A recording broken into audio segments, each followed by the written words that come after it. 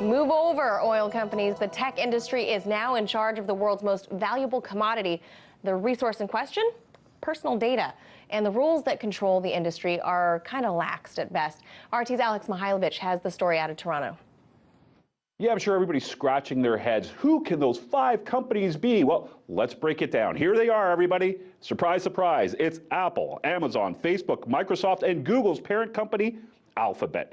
Well, when you look at how many people use the internet and how much data is collected from these companies, it is gold, and it's really worth its weight in gold for companies that use advertising dollars and when they want to target people and know exactly who their consumers are. So that's where this money is made. Look at Facebook alone has nearly 2 billion subscribers. The amount of photographs that are there, the likes, the comments that are made. Companies can follow this because this data is bought and sold. So this is where this is actually, it's worth the weight in gold, even though it's weightless, obviously.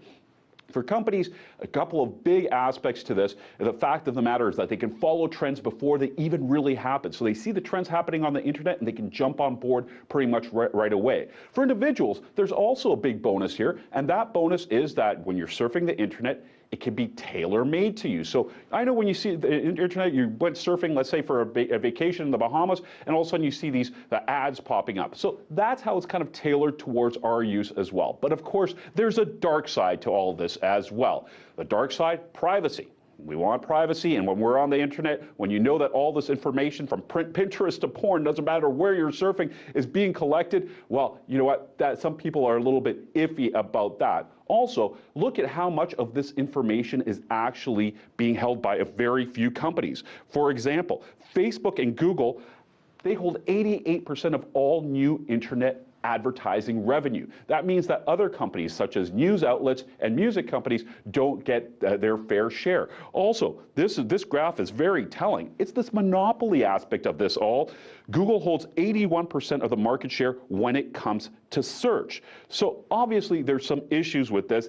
Antitrust regulators, like in the past, you know, when it was oil companies and somebody's up at, let's say 79% of market share, they get a little bit wary and right away they want to jump on board and say, you know what, this is turning into a monopoly. Well, with numbers like this on the internet, it's very difficult. These companies do not work within borders. It's international. It's above.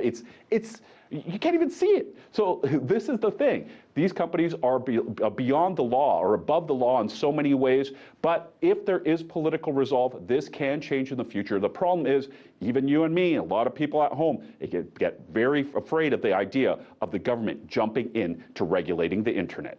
Back to you.